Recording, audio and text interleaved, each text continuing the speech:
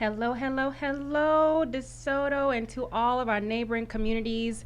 Thank you so much for joining us today. I'm your host, Nina Threech, Chairman of the Board for the DeSoto Chamber of Commerce, and you guys are watching The Plug, where your business is our business.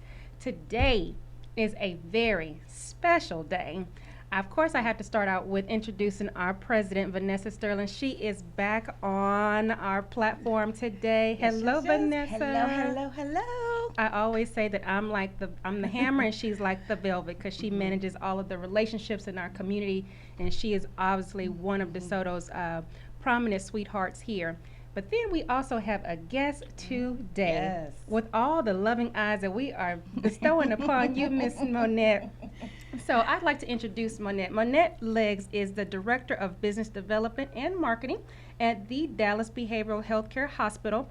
Monette comes with decades of successful experience in the mortgage real estate industry, as well as general knowledge of the healthcare industry. She is passionate about mental health and uses social media platforms and public speaking events to promote the importance of mental health awareness. She has managed and assisted private practices with claims management and systems training, and she's worked throughout the U.S.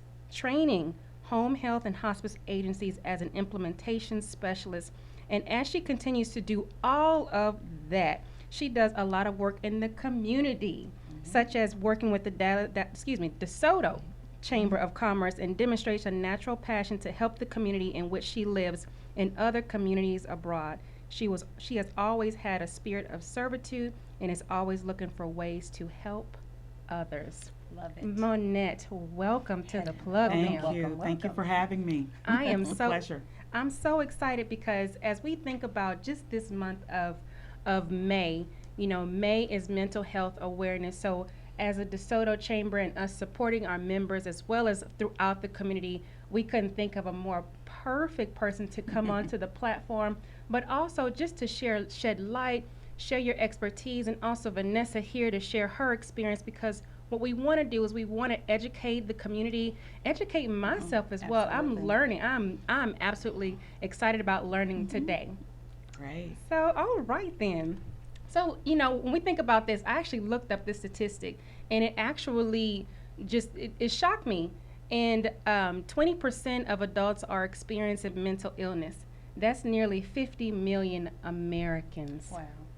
It's huge. Wow. I mean, really? Yeah, That's a it's big real. number. Monette, tell us a little bit about, just what you experience working with Dallas Behavioral Health, or just even with mental health and other patients or people that you love and care about. All right. So, first, I want to start out by saying, because you threw out some stats, I've got some stats here. Ooh, I'm ready. And I just want to remind everyone that suicide is the 12th leading cause of death in the U.S. Wow. Not only that, and this number just totally blew my mind, over 1 million people yearly attempt suicide. Wow. Wow. And it happens in the U.S. alone. So we're looking at 27.5 seconds per day. Someone is trying to take their life.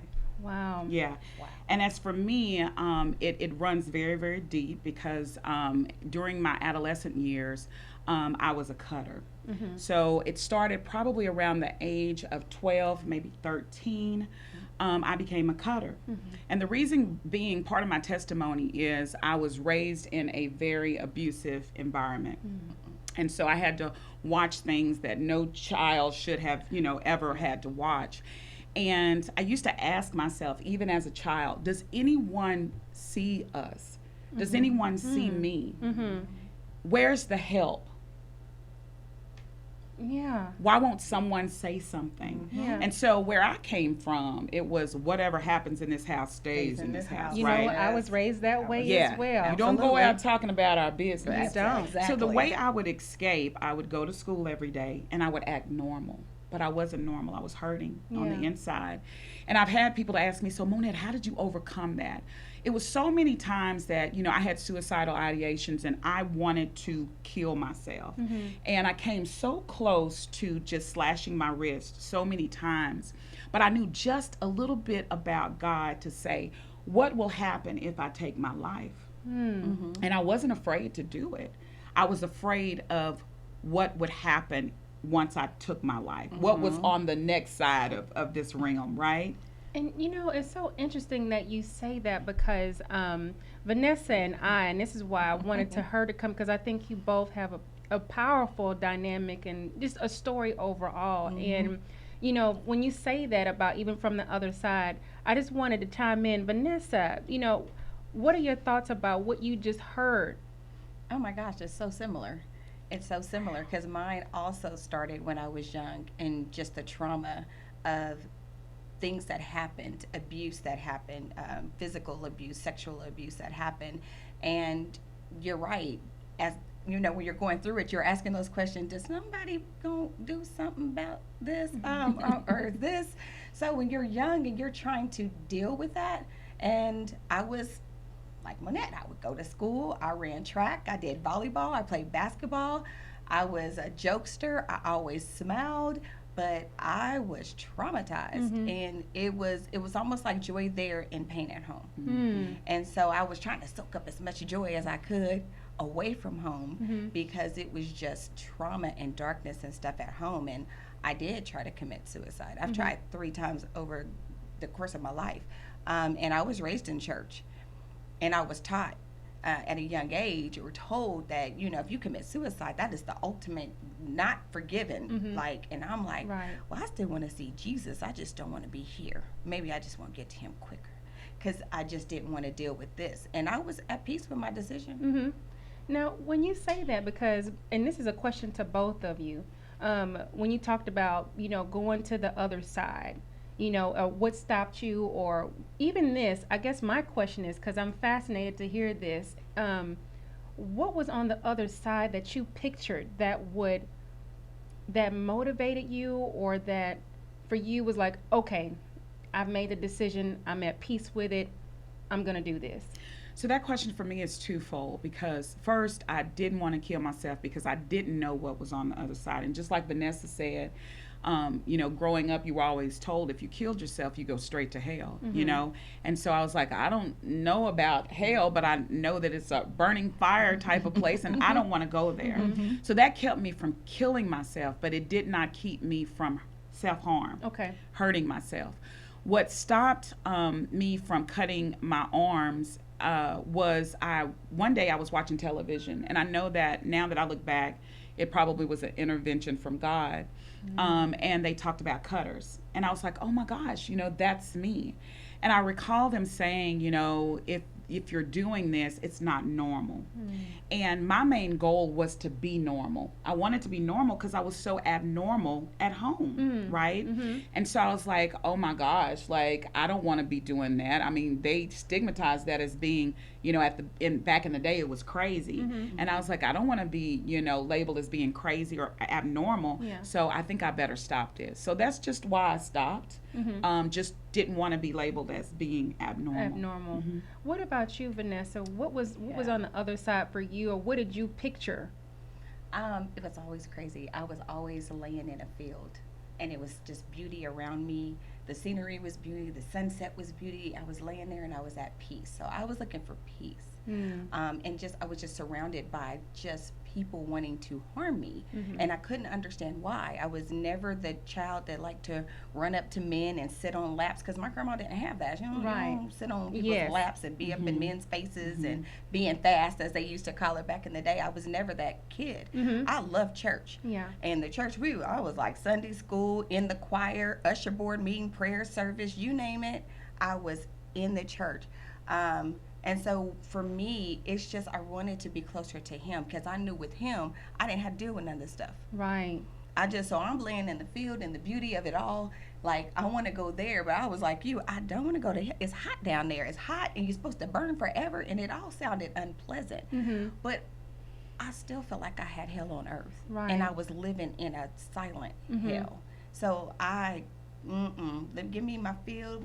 I was at peace. I'm like, come on, Lord. I didn't want to cut. I didn't want to physically harm. I just wanted to take a bunch of pills and go to sleep peacefully and just not wake up. So that's where I was with really. So when you talk about that, I want to just back up just a little bit and pivot, because you mentioned about the times that you attempted And I know, Monette, you shed light on it was your childhood for you, and that led you there. Vanessa, what were some of, if you're comfortable, what are some experiences that led you to, suicide or just having some mental health challenges? My abuse started at 5.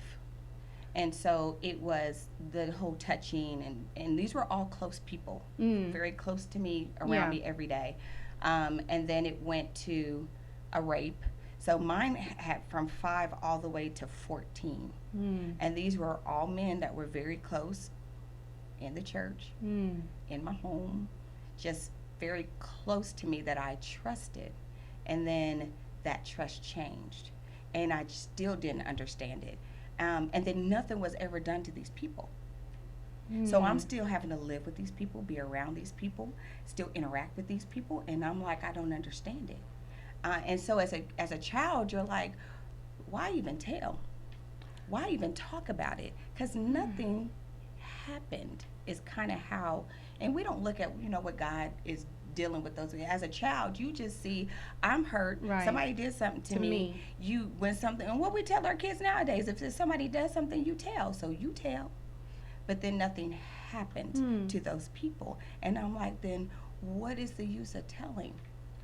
So when you mentioned that, both of you both mentioned that, Monette, you even said, like, where is the help?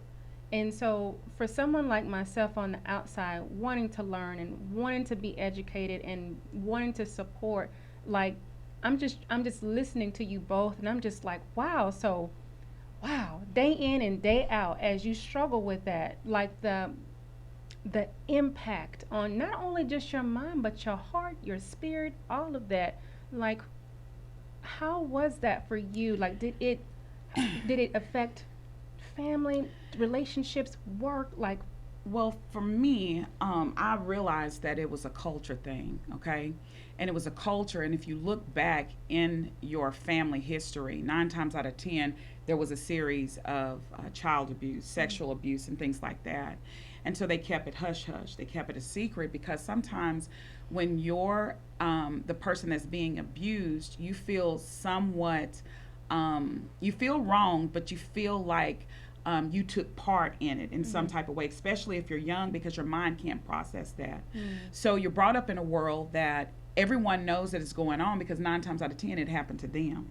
And then you deal with the community shame, the family shame. So no one wants to talk about it or deal with it because they don't want to put anybody at shame or in a state of being shamed because it's going to look bad on the family. So protecting the family is more important than protecting the child and the person who's being abused. They protect the abuser. And it still goes on today. Believe me, I know. I deal with it every day. I deal with it.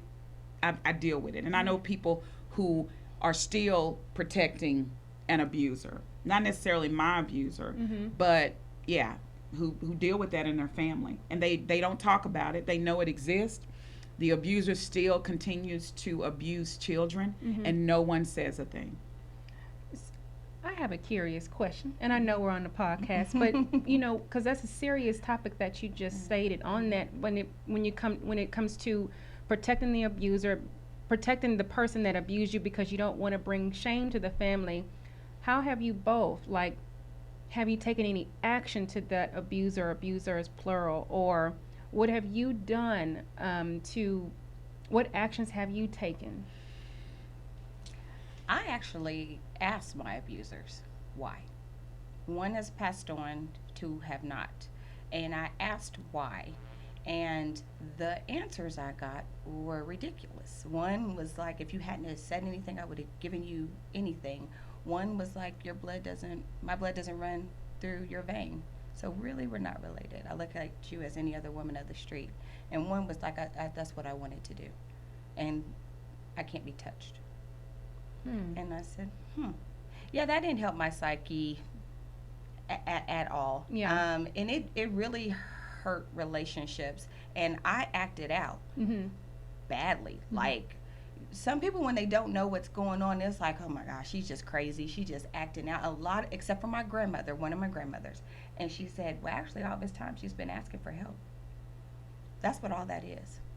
That's what I see. But you didn't help me still. So even when you recognize Right. that I needed help, I still haven't got help. And you, when it comes to, like you were saying, we didn't go get no counseling. You don't go talk to nobody talk to Jesus. And I'm like, well, yeah, but when you're young, and one of them was tied to a church. So now, when you're young, you're like thinking that you sitting on the right hand of God. So God, where are you now? Right. Why are you allowing this to happen? I was angry with God too, Yeah. and I was very honest about it. I was like, I don't even know where you are. So I got issues with you too, and so, but He never left me. Mm-hmm. None of my suicides ever came to pass. Because I tried 3 times and he was like, no. So I guess I have some purpose. And I didn't talk about it for years unless you were family. And I had to have trust. So this is the first time I'm really talking openly to where. But even trying to get help the first time I went. And that lady put on the music with the lavender and the what sound waves and all of that. And I was looking at that woman like, lady, if you really think I'm going to go home and listen to some raindrops, no. Okay, that's not. I'm telling her that's not what I need, but I don't even know what I need, so Right. I can't self-heal myself. And I did go to someone, and they said I did have PTSD from traumatic things, and I had a mood disorder, but I didn't know my triggers. Okay. So that's like a whole nother. Yes, yeah, there are So we're triggers. gonna touch into that. Yes. So Monette, what about you? For me, my abuser passed away. And I think what helped me get delivered from that, because the first recollection that I have of being a child was at the age of 5. And I was being thrown over a console, the big televisions they used to have. Yeah. And the abuser was fighting my mom, and I was holding on to that person's leg saying, please don't hit my mother. And then I was picked up by my neck and thrown across the room, and that was the first time that I experienced that abuse. And my mom, because of the state that she was in, she stayed with that person, and it was ongoing year after year after year. And it caused a rift in our relationship. Yeah. My mom and I, she's deceased now, but before she passed away, many years before she passed away, she kept asking me to forgive her. And I wouldn't. And she knew that I wasn't. I would say, okay, I forgive you, but I wouldn't. And then one day Mama she knows. cried. Yeah, she cried, and she literally got on her knees, and it broke me. It broke me to see my mom on her knees. And I knew that she was really sincerely asking me to forgive her. And I had to ask her some questions like, why did you let it happen? What was going on with you? And once I began to understand her history, it helped me to understand why she made the choices that she made. As far as my abuser, like I said, he passed away, and I did not realize that I had not forgiven him. And one day it was brought to me through a dream that someone else had about him. And the Lord told me, you have no heaven or hell to put anyone in, that you need to forgive him. And I was like, really? Like, I'm thinking this person is dead. Like, it's cool if I hate him, right? Right. And the Lord was like, no. And I was like, God, how do you forgive a dead man? He said, the same way you would someone who's alive, Monette. So I sat down and I cried. And I realized that person couldn't hurt me anymore, that it was okay. Like Vanessa said, there are triggers. Even today, there's still triggers. Not as bad. Yeah. But once I started practicing forgiveness and truly forgiving, I was freed from that. Yeah. I'm adamant about abuse. I'm adamant about mental health, because that brokenness went kind of crossed over into my adulthood, into my relationships. Yeah. So I had to deal with someone who could understand that I was blessed through my brokenness, and that because of that, that individual understood me and was patient with me and didn't use what I had gone through against me, because Yeah. you do have some individuals who will use that against you and throw it up in your face. Right. So I met someone, and he's my husband now, thank God, awesome man. But he helped me through that. He held me when I would break down and I would cry at night, and I would, talk to him about what I'd gone through. And it took years of just getting that out. But he was consistent with me, and he didn't judge me because of what I was going through as an adult, but he listened to me and he loved on me, and so did God. Yeah. So I was able to, get through that, not knowing, at the time, that not even thinking that there were facilities, there were therapists and psychologists and folks who could just really help you, because Right. the way that I was taught and I was brought up, we barely went to the doctor anyway, right? Yes. You put Vicks on Castor oil. whatever, get a potato if you got fever. Camphophenia, Sardines for months. Put that oil on your neck for the months. Wait a minute, what about potatoes on the bottom of your feet to draw out the, y'all don't know about, you know I about do. potatoes? Yeah, Okay. and then you put in your sock. Yes, And you sleep with them. Yes. Yeah. So we didn't go to the doctor No. a lot, right? No. So to think about a therapist, that wasn't even a thought in the forefront of our minds or our brains. Right. But I tell people today, you're referred to a cardiologist if you have a heart problem, right? If you have a toothache, you go to a dentist. Mm-hmm. Who do you go to when you have mental health issues? So mental health is health, and people need to know that it is health. So that goes in as a perfect segue into my next question, because we talked about the experiences. Where did it start? How did you mitigate? Even knowing your triggers now, and then going, like, for you, Monette, you actually see patients, especially where you work, from all walks of life, from all types of experiences. My question to you is, out of all the patients that you work with or interact with, when do you think that, when do your patients need you most? So need us most in what aspect? So what are you saying? I guess, is it more, do you see, well, actually, I guess this is another question. So this is me education, y'all. Okay. This is, I'm getting all the answers. This is golden here. So just so you guys know. So when I say that they need you most, like, do you find it within, when is it most of the time when they are so damaged, or do you see it in the timeline where they've had a little bit and now they're on to coming to seek that out? Like, when do you experience that? So for us, we see patients, all the way up to an acute status, right? We do free assessments at our hospital. So we're able to assess, patients and make sure that they're a good fit for the programs that we have. Okay. So we have outpatient services. It's IOP, it's intensive outpatient program that we have, where you can come in and see a therapist 3 times a week, or you can see them virtually. So face-to-face or 3 times a week. And then we have PHP, which is partial hospitalization. And so that's with medication management. So that's 5 times a week, right? So that may not be to the extreme, whereas we may have an inpatient individual who is actually physically staying and sleeping at our hospital. And so it's case by case. And so once that person is assessed, there's a plan of care that's developed for that individual. So sometimes you may see it to the extreme or the not so extreme, but the goal is, and I learned this when I first started working for Dallas Behavioral Health, because I saw a small child there and it just broke my heart. So I went in and I had a conversation with our CEO at the time, and I said, oh my gosh, like, really? And by the way, we do service children all the way from, the ages of 5 to 65 plus. Oh, that's beautiful. Yeah. Wait, say that again, because I just want to plug this in.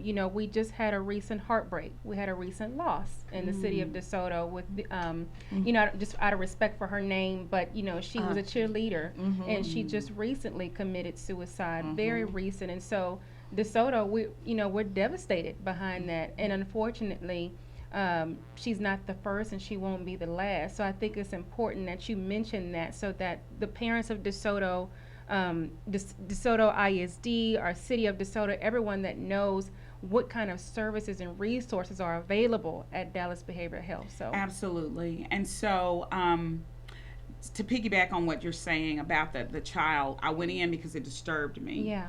And basically, I was educated about the fact that, children who are 5 years old, they don't have mental health issues. They have behavioral issues because of the trauma. Okay. Because of the trauma that they've been through. Okay. So there are 5-year-old kids who have to see things, just like Vanessa and I had to, that no 5-year-old kid should have to be exposed to, right? Right. And so because of that, it causes trauma. And that trauma has to be dealt with. And so the goal is to kind of pull out as much as that bad stuff as you can, to communicate it, to talk about it, to get that child stable, to try to help them become a better kid so that they can cross over to the adulthood and be a better adult. The problem is that as a child, like Vanessa and I faced, it was never dealt with. So we took it into our adulthood. And so those who were around us, whether it was, friends or family members or teachers or whoever, they had to feel the sting of what we had gone through, because you're gonna act it out, right? And you're gonna have behavioral issues because of that, even as an adult. And so you're always said to be crazy, this, that, and the other, whatever. Right. And it may Difficult seem to deal right, with, and or... it may be that way to someone who doesn't understand. Because I would tell anyone, be careful how you judge people until you really understand what they've gone through. If you have never suffered sexual abuse, don't judge someone who's done it. You see young girls who are promiscuous and they're doing certain things. Don't judge them on that, because you don't know what they've gone through and what's causing that. So the main thing is to get rid of the persona of what mental health really looks like. Because your story may not be my story. We have similar stories. But you may not be able to relate to our story because maybe that's not what you suffered. But guess what? Maybe you suffered a huge loss, God forbid, and something happens, right, in your life as an adult that can cause mental health issues. I agree. I will say, yes, I didn't have it in the childhood, but I do believe that, we all experience traumas, and we all have had something, some losses, something that has brought us trauma, that has caused us in some type of mental capacity to not fully be present. My older sister, she had passed away, and it was sudden, and we weren't ready. When someone thinks about when they pass away, they're older, they lived their lives, but not when they're younger. And that was the same year that I was going to go to our 2009 World Championships. I had just won. I was just second fastest time in the world in 2009 in indoors. This is when I was a professional athlete, and so I was so focused on that when that happened, it humbled me. Like, that was the first time in my life that I was actually happy without running.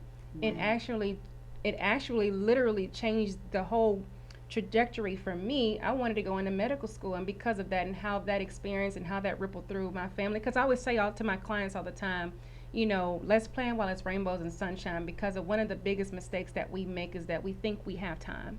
And we don't ever know. And that's why I'm an advisor today. Like, that literally bleeds into everything that I do. And I will say even this, I think mental health and just talking to people, talking to mental therapists, it's essential for our community. It is. Because having the mental strength and mental perseverance, you're not always going to be 100% all of the time. I actually enjoy therapy. I love therapy. I will go to therapy in a minute. Just like Judge Lynn told her, because I watch her too. She says, if something's wrong with me, I want to be the first person to know. I got my psychiatrist on speed dial. Shout out to you, Judge Lynn told her. But I think it's good, So I just wanted to say that, because, it's a privilege to me to listen to you ladies about the traumas that you've gone through and how you've overcome. I think one thing that we should understand, even if we're saved and we know the Lord, it's okay not to be okay. Right. And I think for so long, we were always told to, everything's good. Sometimes it's not good. Yeah. Right. God is good. Right. But sometimes what you're facing is not good. And I don't mean to preach, but even when we look at the story of Job, right? We look at the story of Job. Think about it. Job loved the Lord, right? But he wasn't good at the time that he was going through what he was going through, and he Right. suffered. Yeah. He suffered a lot of ridicule because people couldn't relate to what he had gone Yeah. through. Right. But God raised him in due season, and that's the same way it is with mental health. You know, in that space and in that place you're in, whether it's caused by a trigger, an old trauma that you faced, or new trauma, at that time you can only deal with it with the capacity that you have to deal with it. It's not that you're not a believer. It's not that you don't have faith. It's not that you don't know God. Right. But I really believe that at certain times in our life, God puts certain people on this earth to help carry us through to the next level, to help thrust us through. And sometimes when we try to do it by ourselves and we rely on our own strength, that's when we fail.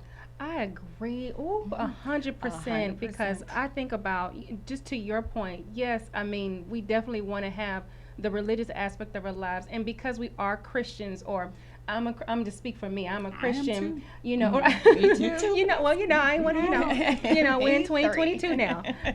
But, it's almost like you don't even want to admit, because, well, I'm a Christian. So, I have a great relationship with God. Nothing's wrong. But I think it's important that, yes, we have the prayer life. Yes, prayer works. You don't want to disrespect God to say that prayer doesn't work or that you don't have that relationship. But sometimes you need a clinician to help you move through some emotions that you have, because you may be stuck in that emotion. Sometimes we're not even aware sometimes of how unwell we are unless something brings it up or a situation comes up and it makes you face it. And I think a therapist, talking to somebody, processing that through, helps you move forward. Because I didn't know I had mental health till I was 47. I thought I was just depressed. And my mother is the one who told me, you have some mental health issues. And I think it's also important, people, please understand, just because you're loving on people and you're there and you care, it's not about you. Because I see when people post that they came from a loving family and they were always loving and all of that, it's an internal thing for those people that are dealing with mental health. It's not about you and how much love you're giving and how much you're there for them and you're the cheerleader. Listen, like, if you don't know the signs, I was functional. So unless I wanted you to see that I had a problem, that's not who you saw. And a lot of times people didn't, when I would tell my story, they were like, I never even knew, because we get good at it. We get very good about hiding and that whole mask and being chameleons, because we don't want you to see that imperfect part. We want you to see that we're happy and we're go-lucky and we have these friends and life is good. Because sometimes when you say, you are judged. You are judged. How could you possibly have that? You come from a loving family. You have a good job. No, that ain't it. That's not it. And so it took a bad relationship where I experienced physical abuse. Outside of financial abuse, I hadn't had everything. It almost like you was ticking off a box I didn't want to have.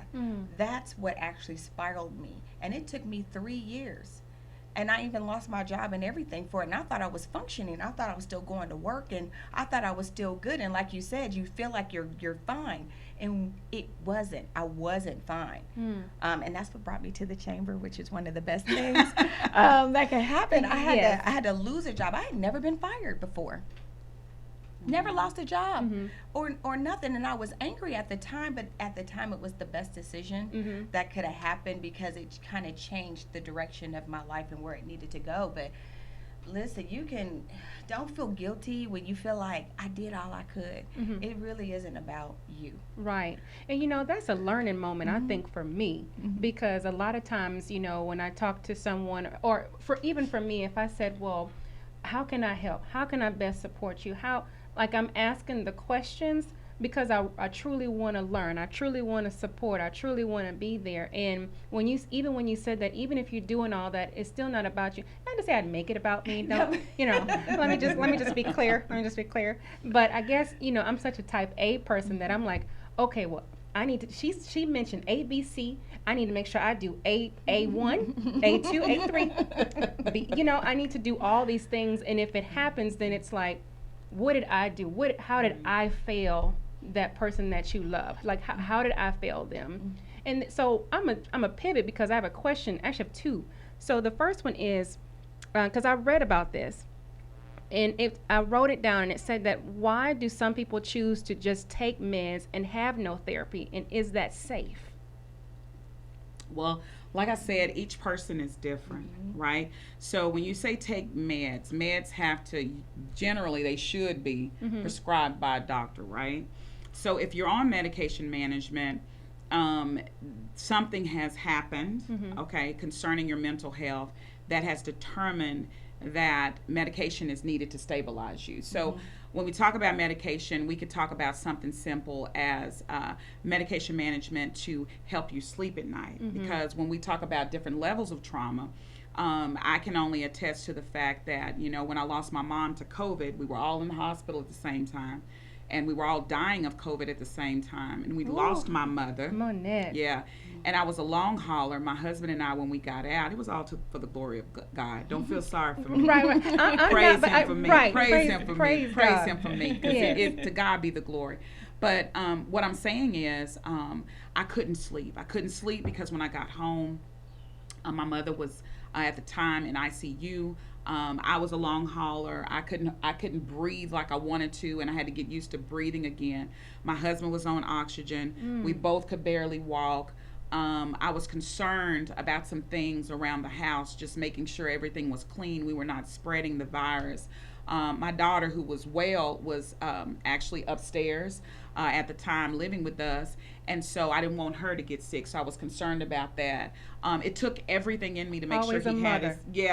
that he had his food. So I had all these things going home. Mind you, we had about 12 different medications, so about over 25 different medications between us that we had when we came home. And so because I was on a high level of oxygen, and I spent many days with the oxygen tube over my nose and mouth, I would wake up and think it was there. So I would wake up in the middle of the night and I would do this, and I couldn't sleep and I couldn't go back. I was worried about my husband. So anyway, I called my doctor and I said, look, I need something to help me sleep. Yeah. Okay. And I took something for about 30 or 60 days. I think it was maybe 60 days. And then I was off of it because I needed that help at the moment. All right. So that was medication management to help me rest, to help me sleep until I could get back to myself. Right. I'm not saying this is the best for everybody. This is what was best for me. Then you have individuals who deal with bipolar, okay, who are on medicine to stabilize that disease, right, or that diagnosis. And so they may need their medicines to stay stable, because if they don't take it, then something else might come out, self-harm or hurting someone else. Right. So it's different approaches to different people when it comes to mental health. One individual may not need medication management and just might need a therapist, just someone to talk to, someone to be able to get it all out, and then they may suggest, a routine for them, as in, exercising or planning out your day, or when you feel this is what you should do. But it's just different approaches to everyone. That's why it's so widespread, because everybody deals with a different issue, some similarities. But even though Vanessa and I may have gone through some similar issues or trauma, her trauma is going to affect her different because she's different. Right. There are people who were abused, they got over and they were good, right? Yeah. And then there are some people that it just sticks with, it really, really caused harm and what have you. So I just believe that it just depends on the individual and the doctor, the diagnoses, and how they approach it. So do you think then, when it comes to, do you think that people can stabilize a mental illness simply with, or let me ask it this way. I've read about, when people take the medicine to stabilize themselves, and also the importance of a routine. Do you think that's also important to have, like having a routine that you consistently stick with because of the idea of, or just getting off or not being able to, how am I trying to word this? Like getting off track may cause a spiral. Okay, so let me disclose, I'm not a clinician, okay? Let me disclose that I'm not a clinician, I'm not a doctor. But I do believe that if medication is what helps you stabilize, then it's wise and appropriate to continue that medication. Say, for example, if someone gets off of their medication and then they're a totally different person, like I mentioned, they're self-harming, they're causing harms to others, and you hear this all the time, they stop taking their meds. It's tough from a mental health perspective because they may come to our hospital to just get stabilized, right? And generally, they may stay at our hospital for 7-8 days. We're not an RTC, which is a residential treatment center, and we're not long term. So they come to our hospital, get stabilized, and then we'll either refer them out or we'll step them down to our outpatient services. And so with that said, you hear all the time, they got off their meds and now they're back here. They stopped taking their medications. I think in those cases, if it's something that's long going and it's continual and it's something that you've dealt with all your life and you need to be taking that medication because you're bipolar or whatever the situation is, a manic depressant, then I would say that it would just make sense, right? Make sense. I think the problem is that there are individuals who are on medication, and say, for example, if they leave our hospital and then they go home to the same environment that got them there in the beginning. You see, we talked about environment, the same environment that put them there, and they're dealing with that. And so when they go home, there's no one to manage their medication. The same environment is there that keeps reminding them of what they've dealt with. And then they relapse. And then they relapse again and again and again and again. And it becomes a revolving door because nothing is changing. And so when I say that to say, my daughter encountered a very similar situation that I had gone through. And I had communicated that to my mother. And at that time, it was an opportunity to say, let me grasp hold of this. Let me really listen to her and see if there's some validity in what she's saying so that I can execute, I can take action. And that never happened.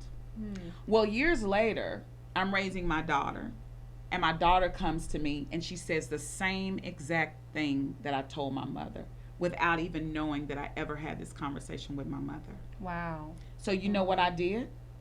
I took action and I got rid of the problem. So you're dealing with these generational curses that's going after generation after generation after generation. My mama's, not my mama's, but just for example, my mom's uncle, molested her. And now your daughter's being molested by her uncle. And her daughter's being molested by her uncle. If you would take a minute to step back and say, is there a pattern? Is there some type of generational pattern that keeps occurring? And be strong enough to say, I'm willing to lose it all to make a change for the next generation. Then that's the first step. So everybody is accountable. You're accountable if you're a patient. Everyone around you is accountable. The community is accountable. Yes. The teachers, everyone's accountable. To bring about mental health awareness is very, very important because some people just turn their face to it. And it's still joked about. I mean, you see it all the time in families where they may have a aunt or an uncle who's bipolar, and they just say, oh, that's crazy, aunt whoever. Right. She just crazy. She crazy. Look at it. It's not funny anymore. Yeah. It's serious. Because what happens is, you say she's crazy, she goes and she makes other offspring, she has babies, then you call her babies crazy, she was crazy, so you're labeling that and you're creating that cycle in the family, and it has to stop. It has to stop. So I took a stand. I got rid of the problem, and that didn't happen to my daughter. Amen. Praise God. So it sounds like then when it comes to just having the courage to stand up, having the courage to interrupt the pattern, those some words that Ayanna Van Zant says. She'll say interrupt the pattern. Interrupt the pattern. I agree. But then I'm going to pivot that question then to you, Vanessa. Like, how would you react if someone you knew that you love, that you care about, if you notice that they are struggling mentally? It's hard to know. I'll just be honest. Like, nobody would know if I never said. And so going back to the meds, I was on, in therapy, they told me it's the little girl in me that's always needed the healing. And she's the one that always acts out. And she's the most emotional person I've ever met in my life. But she's in there. She's living in there. But she's also looking for love to look different than it's been presented. And how even sex was introduced in such a hurtful, damaging way. And so that's the person that's part of my mood disorder. It's whatever that looks like. So I was on meds. I took meds for instead of counseling, but then I was using them in the wrong way because I don't think you're supposed to take them with wine. But that, but that was, like you said, most of the medicine just makes you sleep. Because there's certain period at night, and sometimes that's when a lot of suicides happen. It's like at midnight and 3 o'clock in the morning. It's like somewhere in that when things happen. When you're by yourself and your thoughts and you're just replaying stuff, it is just a horrible time. So when you can sleep and not think about it is amazing. But I wanted to sleep and just not wake up. So my method has always been using my medicine with wine because it just intensified it. But I'd always wake up and I'm like, I don't even want to try it anymore. So I just stopped because it wasn't working, and it was irritating me that it wasn't working. So that's why I stopped. Not because I had this great counseling, not because meds. I stopped everything, the meds and everything. I just don't want to do it anymore. And so because I don't even know why. It's just I stopped things on cold turkey, but I started changing my circle of influence and the people that I were around. Yes. And I started journaling. And so I would write down when my mood would change, and that would also help me know some of my triggers. Yeah. When it comes to, like, my kids, I was very protected. I never let them go spend the night over people's houses. Yes. I watched who was around them. Single mom dating, you had to watch who was coming around your kids. Background checks. I'm so glad you can actually pay that little money to get some knowledge on who's around you. I was like to the 10th power with it. It wasn't until my daughter turned 14 that I told my story because she never understood why her mom was so crazy. She thought I was just controlling. I didn't want her to have any fun. I didn't want her to. I'm like, who's living in the house? She had one best friend that could come to my house and she could go to that house. One. That's it. You know, that is so funny. I just want to say this. Me and your mom are similar. Or me and your daughter. Because, my mother was the same. I was 18 years old when I went to my very first sleepover. Shout out to Brittany.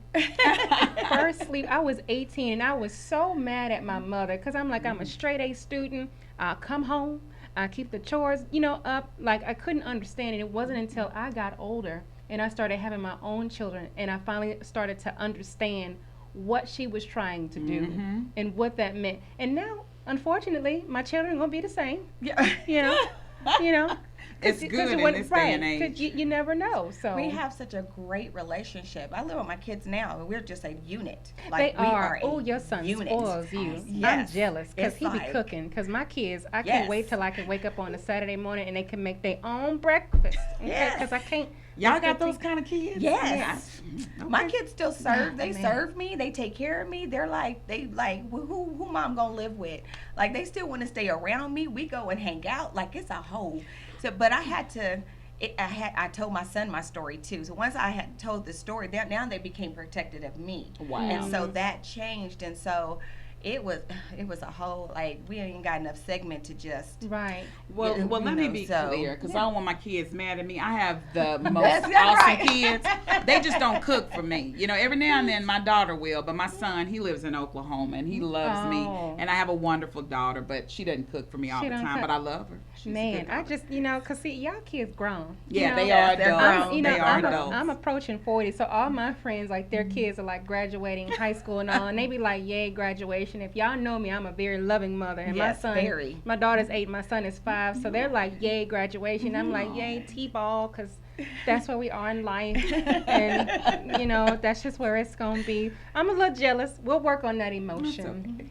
I have a question though for you guys, and this will be the one I want you to just take a second, just pause, and this will be our final question before I turn it over to you, Monette. What is it that you would want the community to know about mental health, whether that's the struggle, the experience, the overcome part, anything? What would you want to express? So I'm gonna go first this way, cause she gonna segue into her, cause she just, her knowledge and just, and I'm loving everything that you say too, cause I'm still learning as I go through Yeah.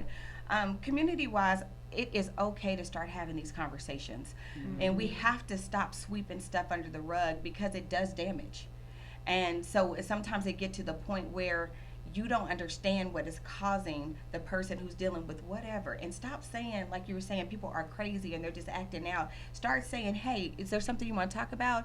Yes. Is something going on? Is something happening? And just understand it doesn't come easy. When somebody's dealing or have mental health, we're not going to sit down and be like, all right, let me just spill my life to you.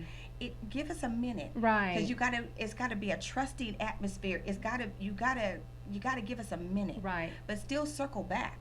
But still have those conversations and understand it's real and it happens, and a lot in the Black community, and especially since we won't talk about it. We got to talk about these things so we can stop losing people, and because we want the pretense of my family is good, my family is fine, ain't nothing wrong, everybody's perfect. No, there's people that are hurting, deep hurts that they need to talk about, and you need to create that safe space for them. And don't judge.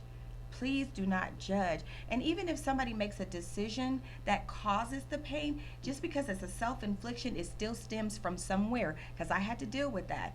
They're like, yo, you caused it. You made this decision. Yeah, but why? Yeah. And I even have to ask myself. I had to start 3 years. It was 3 years of hard conversation. Why am I getting in these relationships? Why am I choosing these people?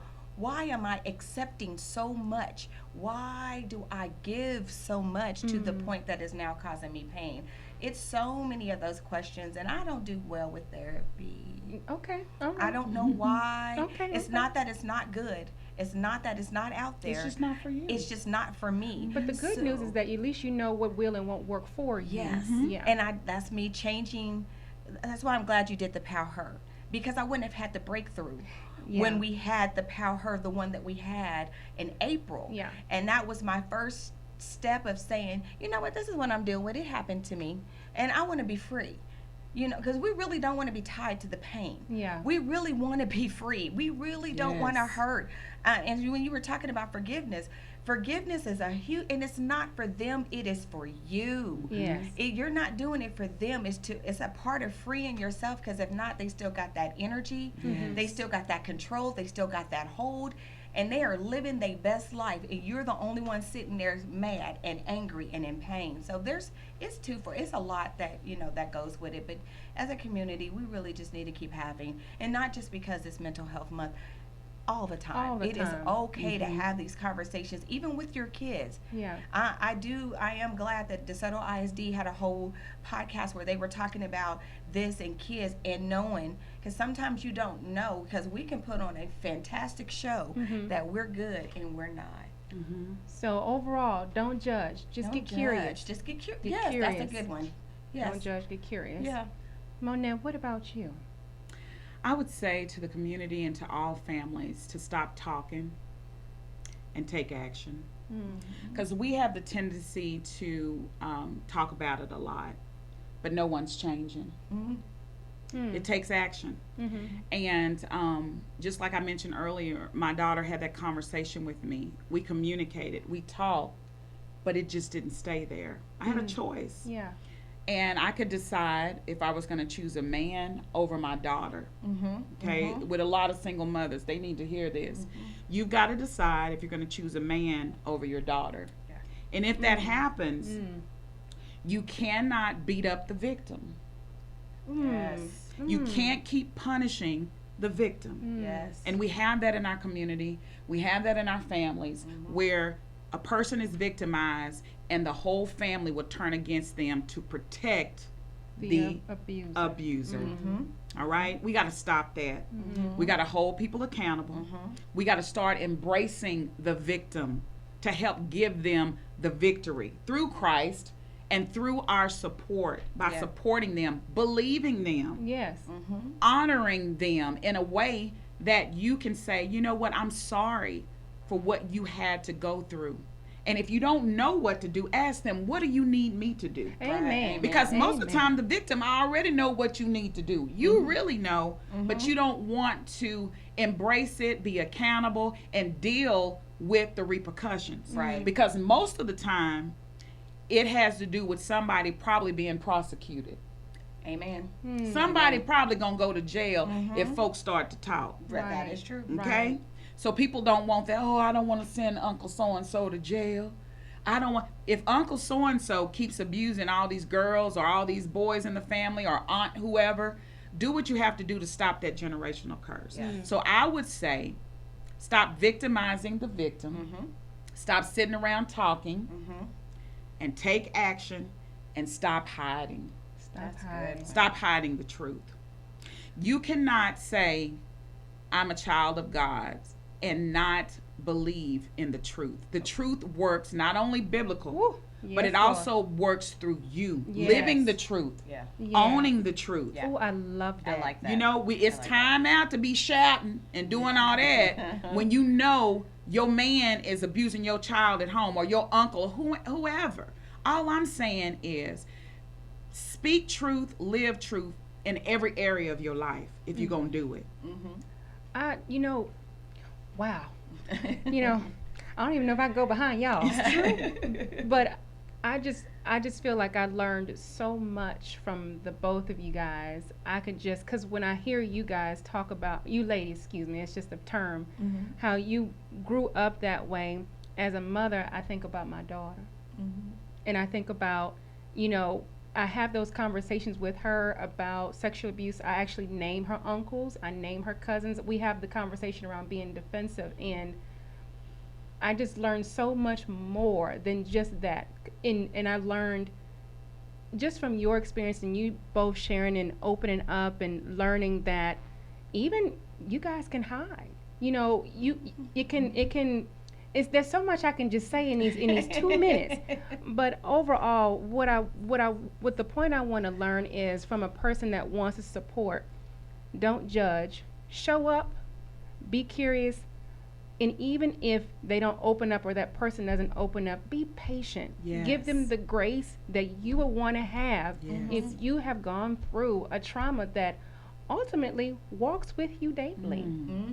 It never leaves. It Never, never leaves. never. It's almost like, you know, breathing hard, you know, or having, you know, it's almost like kind of hard to breathe. Yeah. Like not being able to exhale because you always have that particular type of cloud. And it's even more tough when you don't even, like, you want to get rid of it, you're working on it, and you're still trying to figure out how to get rid of it because you don't even know your triggers yet. Like, even that's a whole, like, there's so many chapters and so many levels of growth that Yes. you have to go through just to get to what even is normal at this point in time. Like, we all, you know, we all go through things, but I just want to say that it's just been a privilege just listening to the both of you because I learned so much, and it's not about me. And I just want to say real quick, I don't think you ever get rid of it. I just think that you learn how to cope Yep. Yeah. better Cope with better. it. Yeah. You never get rid of it. You Yeah. just don't. It's just a part of you. Monette, I just want to say first and well, you know, thank you to both of you. You know, just for coming on to be brave enough to share your story, and also just sharing your expertise. Thank you, Vanessa. You know, I'm so glad. All I can say is, you know, I'm glad that God just used me that night for that vision, for all that, because you know I've been having that vision since 2019. Yes, Okay, ma'am. and then we Yes, finally ma'am. rolled it out this year. But I'm glad Yes. that Power Her is more than just business. It's more. It's there. Y'all see the cups? Okay, because they've been drinking nicely on their water. Okay, in their tea. But you know, just that being an environment for not only business health but mental health, emotional health, spiritual health. Monette, thank you so much for coming on this Yes. platform, for, you know, being a beacon of light, for continuing to trailblaze, you know, this path for not only just, you know, our children, but for our professionals and for our functioning professionals, our adults, and helping us see a different view, giving us a different filter on what mental health is. Where can we find you? Like, where are you now? You'll be at our events now, Monette, I but do. where can DeSoto? Everybody needs to know, how can they reach you? Absolutely. So if you want to find me, you can call Dallas Behavioral Health Care Hospital. We're located at 800 Kernwood Street. That's in DeSoto, Texas, 75115. Hey. And our number is 972-982-0900. We do free assessments, you guys. So if you feel like you're struggling mentally, give us a call and we'll be more than happy to help you. One other thing I want to leave is the National Suicide Prevention Hotline. Can I give that out? Yes, please. All right. That number is 1-800-273-8255. Again, that's 1-800-273-8255. If you know someone, you or a loved one, if you're struggling with suicide issues or suicidal ideations, give them a call and have them to assist you. We're able to assist, but I'm talking about emergency suicide hotline. You either dial 911 or call suicide prevention, that 1-800 number that I provided. Amen. Amen. I love that. I love that. And so, again, thank you, ladies, for coming on to talk about mental health for us. As always, thank you all that are tuned in to The Plug, where your business is our business. Definitely comment, share, like, and subscribe to our YouTube channel at DeSoto Chamber. You will actually see our official logo. There's also some great events that are happening for the month of June, including our Sexy Sunday brunch that's going to happen on June 12th. And you will see all three of us there. Yes, Monette, you will be there.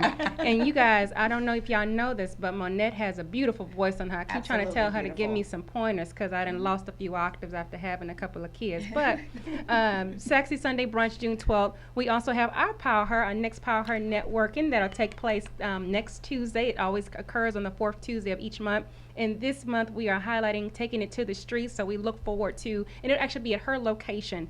So look forward to seeing that on our Facebook page, as well as our golf tournament, which should come up on June 17th. Yep. Y'all know I got a good power stroke, and I'm coming for you, Chief. I'm coming for you. And last but not least, our Good Morning One DeSoto, which occurs on the first Tuesday of each month. So please come out, bring your business cards, come out and network. So again, ladies, thank you both so much for coming on. You're welcome. I'm your host, Nina Threets, for The Plug, and thank you guys so much. And until next time, bye.